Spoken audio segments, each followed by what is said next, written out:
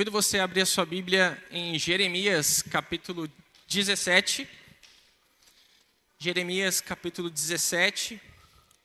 Deixa ela aberta aí, nós vamos fazer a leitura daqui a pouco do versículo 5 ao versículo 8. Muito obrigado. Jeremias, capítulo 17, do versículo 5 ao versículo 8. Estamos recomeçando essa série chamada Constante, a presença de Deus em dias instáveis. Queria orar com a igreja mais uma vez, antes de nós conversarmos nessa noite. Senhor Jesus, obrigado, Pai, porque o Senhor é um Deus que está presente nos vales, nos mares, nos momentos mais conturbados da nossa vida. Mas também obrigado, Senhor, que o Senhor está presente quando tudo está bem. Te agradecemos, Pai, pela Tua palavra, que é viva e eficaz, e que ela fale conosco nessa noite. Em nome de Jesus, amém e amém. Diariamente, eu e você somos pegos por situações que mudam a nossa rotina, mudam a nossa vida, mudam os nossos pensamentos e mudam muitas coisas nossas. Quantos aqui já tiveram um dia que se você ficasse deitado na sua cama era melhor? Porque você sai de casa, é só problema. Você chega no trabalho, é problema. Você recebe um monte do WhatsApp da sua família, problema para você resolver. E às vezes nem é problema seu, mas se torna seu. Nós vivemos dias assim. Nós vivemos dias instáveis. É muito difícil a gente poder chegar num domingo e dizer assim, essa semana foi dias incríveis todos os dias. Foi uma semana que deu tudo certo. É difícil.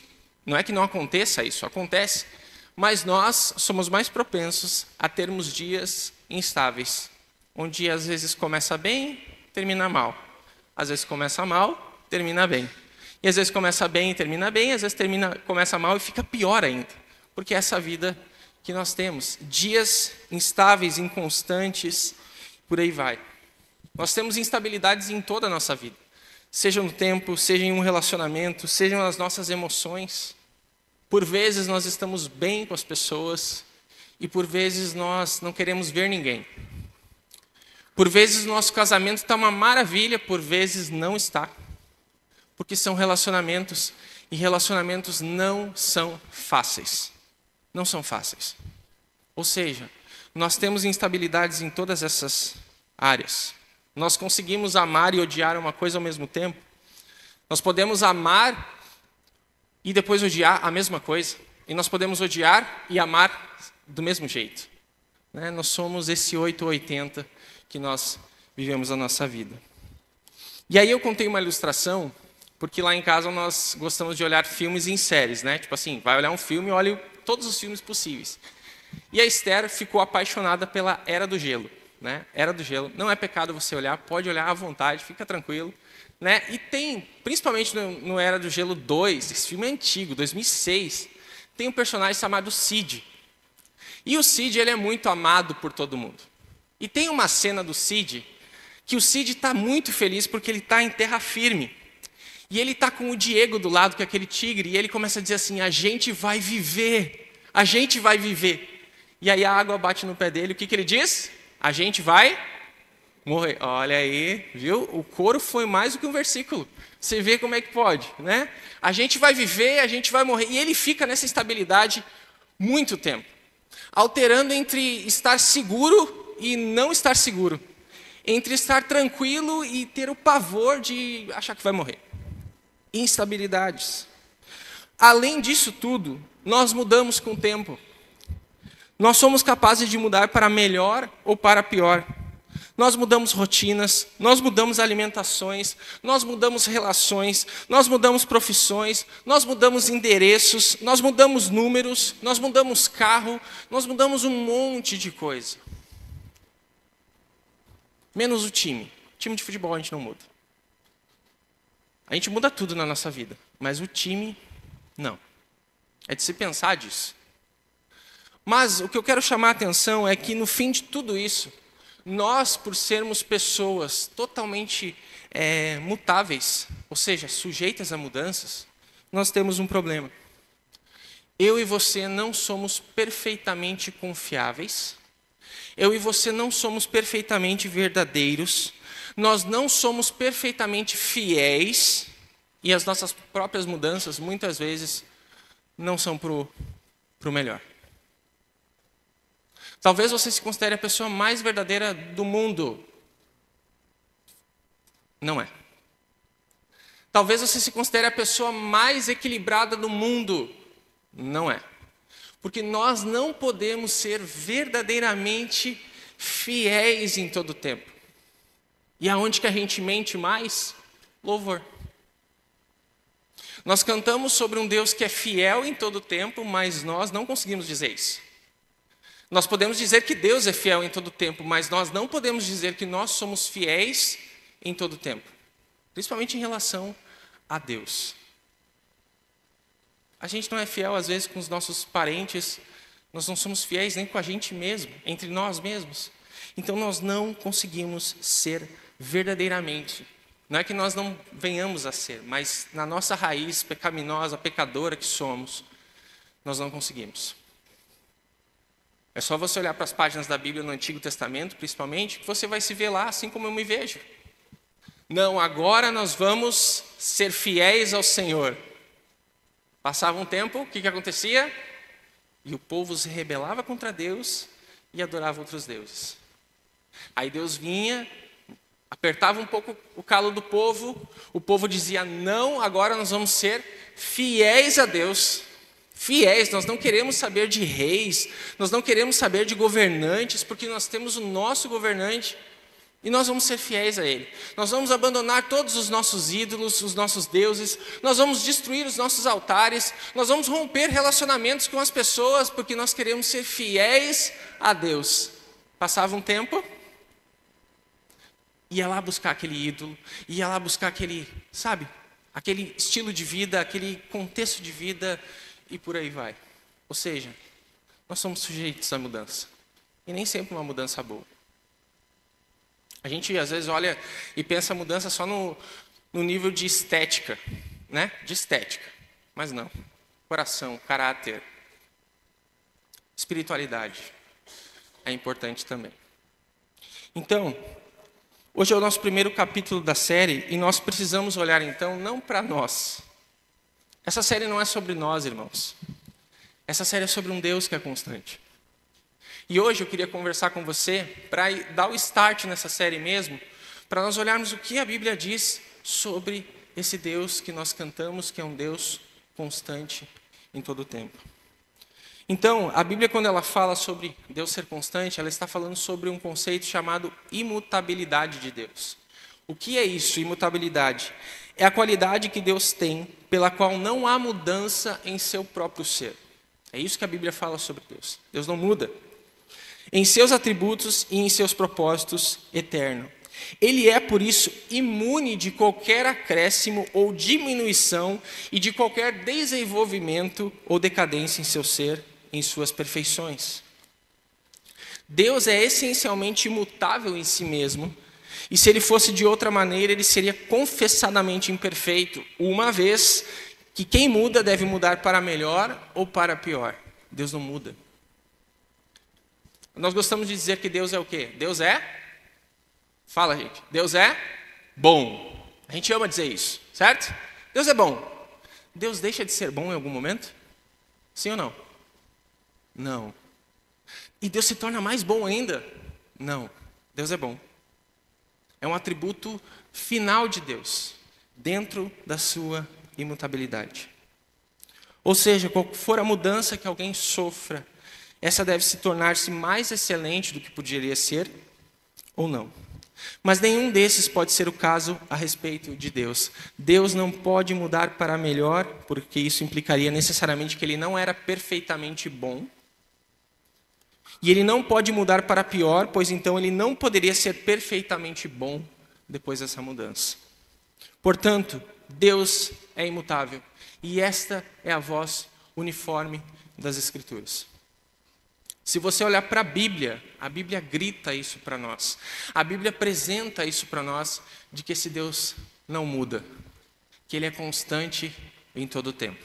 Amém por isso? Amém. Agora nós vamos ver alguns textos que falam sobre isso.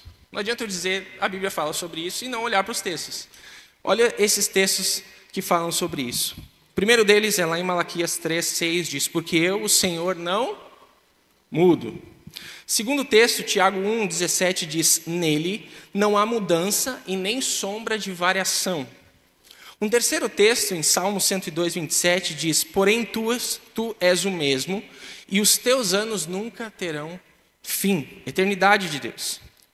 O outro texto diz: e diz também: no princípio, Senhor, lançastes os fundamentos da terra, e com as tuas mãos formastes o céu. Eles deixarão de existir, mas tu permanecerás para sempre. E o último texto, que é conhecido de todos: Jesus Cristo é o mesmo ontem, hoje e para sempre. Então a Bíblia grita para nós isso. Deus é imutável. Deus não muda. Deus é perfeitamente bom em todas as coisas. Só que não só o caráter de Deus é imutável, como também o segundo ponto é que os propósitos e as promessas de Deus não mudam. Aquilo que Deus diz, acontece. Aquilo que Deus determina na vida de uma pessoa, de uma nação, de qualquer coisa, acontece. Porque Deus é imutável em seu ser. Olha os textos, mais uma vez. Deus não é homem para mentir, para que minta, nem filho do homem para que se arrependa. Porventura diria ele e não o faria, ou falaria e não confirmaria. Deus é um Deus que não mente. A força de Israel não mente e nem se arrepende, porquanto não é homem para que se arrependa. Até um paralelo aqui. Mas aí você que estuda a Bíblia diz assim: tá, mas lá em Gênesis 6 diz que Deus se arrependeu de ter criado os seres humanos.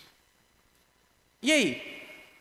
O problema é que lá, se arrepender não tem a ver com essa questão de eu me arrepender de uma coisa. Por exemplo, comi demais, me arrependi de ter comido demais. Não é esse sentido. Deus não se arrependeu de criar os seres humanos. Só que no contexto lá, que foi escrito para do hebraico, a palavra se arrepender é nahan. E nahan, em hebraico, significa pesou o coração. Então, quando Deus fala que Ele olha para o que o povo estava fazendo lá e diz, eu me arrependi, Ele quer dizer, na realidade, meu coração está muito pesado por aquilo que o povo está fazendo. O meu coração está muito pesado porque o pecado chegou num nível extremo. E eu, por ser um Deus santo, eu preciso resolver isso. Então Deus, Ele não se arrepende dos seus propósitos e das suas promessas. Jó vai dizer, mas se Ele resolveu alguma coisa, em que então o desviará? Ezequiel vai dizer para nós, eu sou o Senhor, o disse, viva isso e o farei, não me tornarei atrás e não pouparei e nem me arrependerei. Os dons e vocação de Deus são sem arrependimento. E o último texto diz, ele permanece fiel e não pode negar a si mesmo. Deus é constante. O caráter de Deus é constante, as promessas que Deus nos faz são constantes também. Deus, Ele é fiel, Ele é constante em todo o tempo. Por isso, a gente vê na Bíblia que Ele mostra misericórdia a quem Ele decretou mostrar misericórdia e Ele endurece a quem resolveu endurecer. Romanos 9 fala sobre isso. Porque o seu conselho permanecerá e Ele fará a sua vontade. E a gente hoje, meus irmãos, tem uma teologia tão exigente para Deus, que a gente se debruça sobre essa questão de Deus não mudar e a gente chega para Deus e diz assim, Deus, eu decreto que o Senhor faça isso na minha vida. Deus, eu determino que isso aconteça na vida do fulano. Só que Deus não muda. E se Deus permite situações, é porque Deus permite situações. E a gente tem que fugir disso. A gente não decreta nada. Nada, a gente não determina nada. Eu tenho uma filha de 3 anos. Você que é pai de criança, já foi pai de criança, sabe. Você diz, filha, vai para o quarto. Ela vai? Não. Eu já perdi a moral ali. E aí eu quero ter moral com Deus. Dizer, Deus, eu determino que isso não aconteça. Mas minha filha de 3 anos, eu não consigo, mas eu quero com Deus que é constante, poderoso em todo tempo, que o seu conselho é sábio, eu quero chegar e dizer isso. Isso é bobagem, irmãos. Isso não tem cabimento.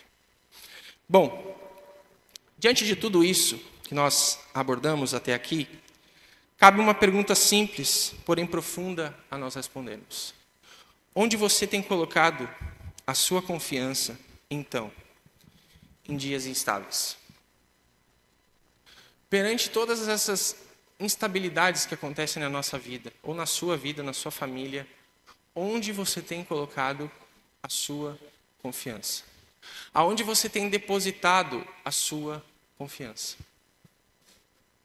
Talvez você tenha colocado a sua confiança em mim mesmo, porque o grito dessa geração é você acreditar em você, você não desistir, você subir montanhas para resolver seus problemas, você resolver as suas coisas do seu jeito, porque você é capaz, porque nada pode te parar, porque nada pode atrapalhar aquilo que você quer fazer. Isso é legal lá fora, gente. Aqui dentro, na Bíblia, não tem nada disso. Até porque eu e você, a gente morre para nós, e quem nasce em nós é Cristo. Não são as minhas vontades. Então, se você coloca a sua confiança em você, você está mal, bem mal. Perante Deus, você está mal. Porque nós somos inconstantes, instáveis e nem perfeitamente confiáveis. Talvez por influência você tenha colocado a sua confiança no governo, tem colocado na política, nas suas aplicações, no seu trabalho, no seu casamento, nas suas relações. Porém, isso é falho. Não é que você não tem que confiar nas pessoas, não é isso. Mas é uma confiança de segurança. É isso que nós temos que pensar. Hoje em dia, as pessoas querem colocar confiança em vozes proféticas. Elas não se debruçam sobre a palavra de Deus, sobre o que as Escrituras dizem, porque tem alguém que vai dizer para elas coisas legais sobre elas. Então, para que ouvir isso? Para que ouvir que Deus, eu posso confiar num Deus constante, confiável, se tem alguém que vai dizer algo para mim que vai ser bem do encontro que eu quero? Vai casar com tudo que eu penso. E nós colocamos a nossa confiança falível. Nós tiramos de um Deus que é perfeitamente confiável, perfeitamente constante, para colocar em vozes que não são de Deus. Pessoas que não são de Deus, porque elas têm revelações novas. Irmão, a maior revelação que eu e você precisamos está aqui. Está aqui. Tudo o que Deus desejou que você soubesse sobre Ele, sobre os seus decretos e sobre a sua vida, está aqui. Está aqui. Está no seu celular. Está na sua casa. Está na cabeceira da sua casa. Está aqui. Fora disso, Deus já revelou aquilo que Ele precisava revelar para nós. Nós precisamos confiar nesse Deus que não falha, não muda. E a gente é tão engraçado nesse ponto, que nós tiramos a nossa confiança nesse Deus que a Bíblia diz que é confiável, perfeitamente íntegro, fiel, poderoso, e nós colocamos nas pessoas, nós colocamos em nós mesmos, nós colocamos num governo, nós colocamos numa pessoa do governo, porque vai resolver todos os nossos problemas. Onde você tem colocado a sua confiança? Um exemplo disso é 1 Samuel 8. 1 Samuel 8 é um exemplo clássico disso que eu quero falar para vocês. Nós vemos um exemplo disso. O povo chega para Samuel está no fim da vida dele, e ainda afronta Samuel e diz assim: Samuel, o senhor já está velho, os seus filhos não seguiram o seu exemplo, e nós queremos um rei igual ao das nações. Em outras palavras, o que o povo estava dizendo para Samuel era o seguinte: nós queremos confiar em alguém que seja rei, que tenha esse título, que tenha esse escopo. Eu quero confiar em alguém assim. Samuel fica de cara com aquele pedido do povo, mas vai falar com Deus. E Deus fala o quê? Fica tranquilo, Samuel. Eles não estão negando a você, estão negando a quem? Ao próprio Deus. Diga ao povo o que vai acontecer com esse rei que eles querem. Eles enviam quem? A igreja? Quem chega? Saul. Saul foi um cara gente boa na Bíblia? Sim ou não? Não. Até começou, mas depois só a ladeira abaixo. Totalmente corrompido, instável em tudo que ele fazia. Então, onde você tem colocado a sua confiança? Agora eu convido você a ler, então, o texto de Jeremias.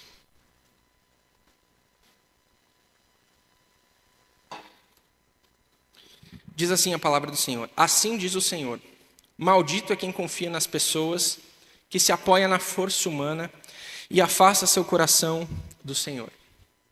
É como um arbusto solitário no deserto, não tem esperança alguma. Habitará em lugares desolados e estéreis, numa terra salgada, onde ninguém vive. Feliz é quem confia no Senhor, cuja esperança é o Senhor.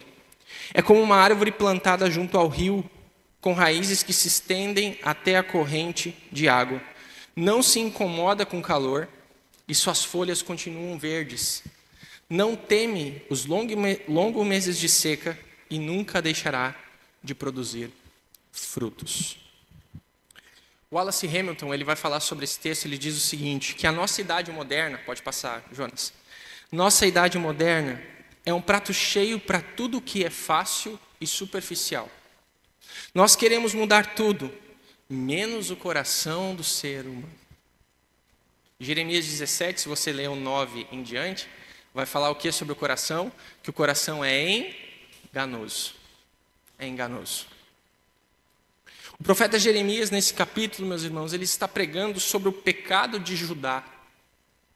Alguns pecados em que que Judá estava fazendo em relação a Deus.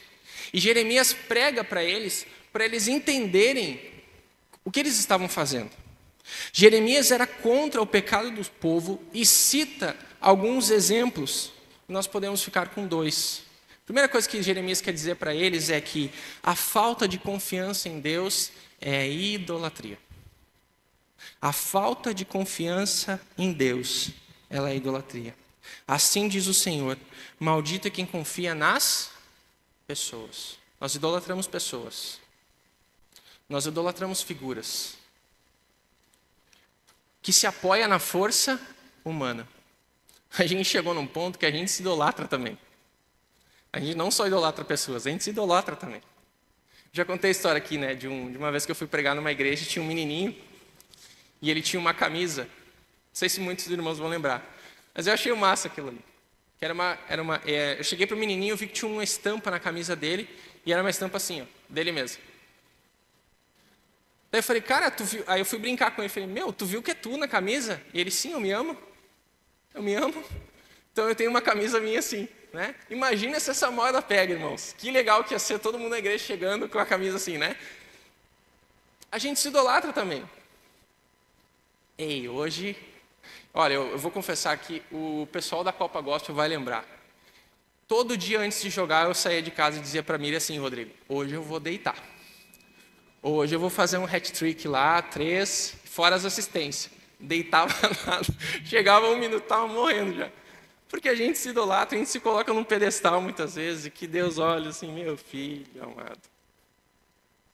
Maldito é quem confia nas pessoas e na sua própria força. O que acontece com essas pessoas? Elas afastam o coração do Senhor.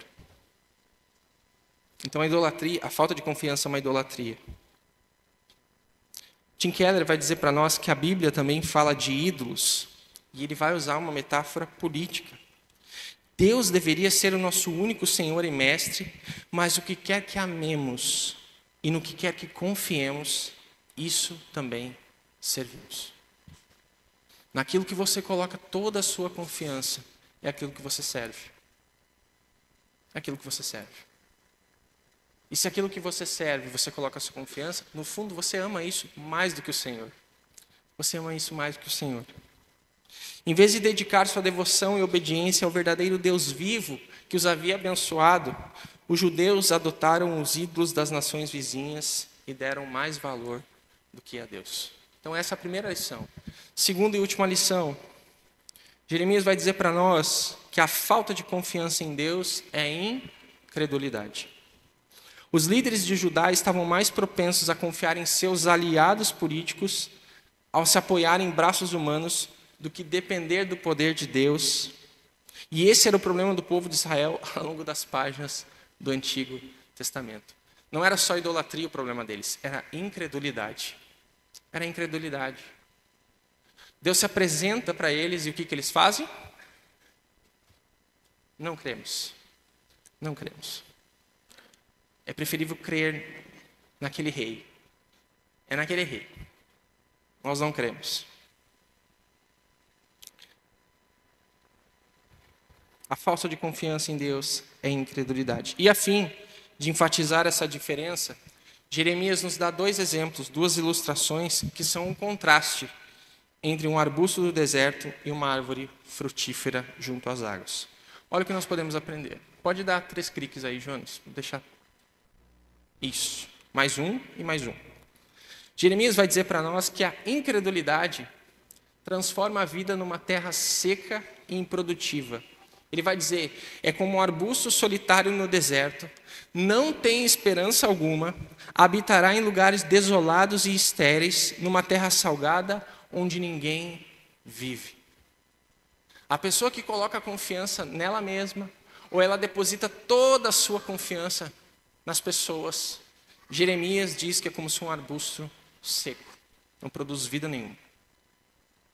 E tem pessoas que são assim, que vivem assim, secas. Secas. Secas, gente. Pode ver.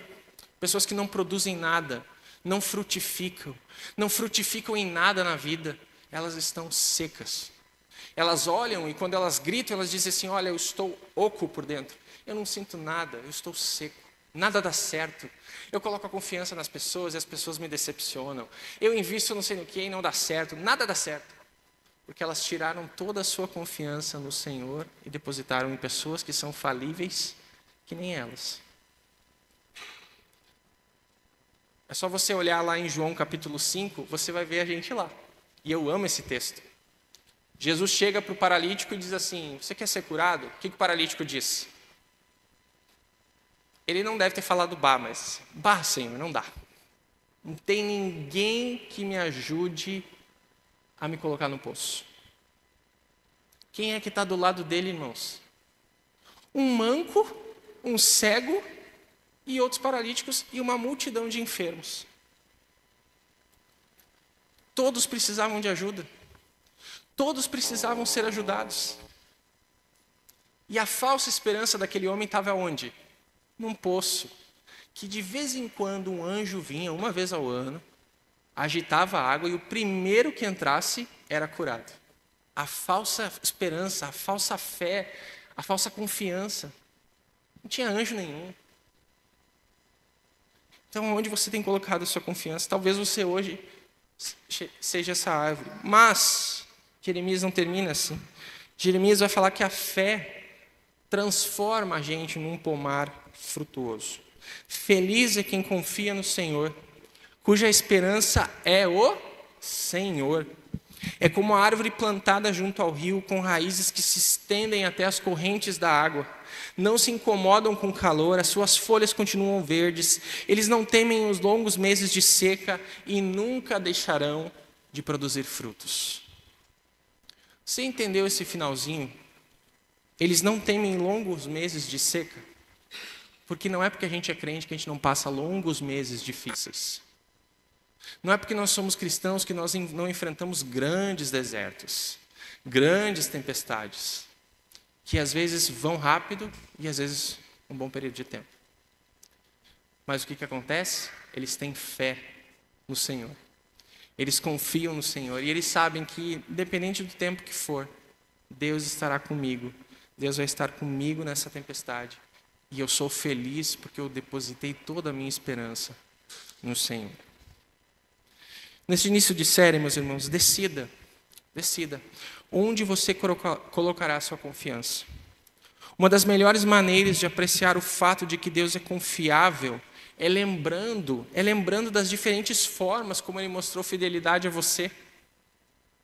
É colocando um TBT na sua cabeça, dizendo assim, quantas vezes Deus já foi fiel, que a minha falha memória possa lembrar. São muitas vezes. Muitas vezes. Tem um hino que diz assim, quantas bênçãos, digas quantas são. Quantas bênçãos. Quantas vezes Deus provou que é fiel, que é constante nas nossas vidas. Mas nós sempre lembramos daquilo que está à nossa frente, que ainda não foi resolvido. Faça uma lista de modos como você percebe a fidelidade de Deus em ação. Dedique tempo para agradecer e louvar a Deus por seu amor fiel.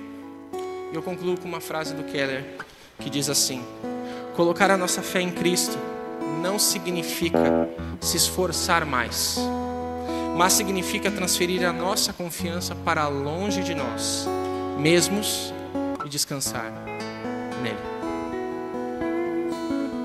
Nós precisamos colocar a nossa confiança, pedir mais fé se for possível, clamar ao Senhor que derrame no nosso coração um coração quebrantado e disposto a confiar nele. É difícil, não é fácil. As coisas vêm chegando, os problemas vão chegando e você tem que resolver, você tem que ir atrás das coisas, você tem que fazer um monte de coisa. Mas é confiar, é entregar ao Senhor. Que feliz é aquele cuja confiança está no Senhor. Amém?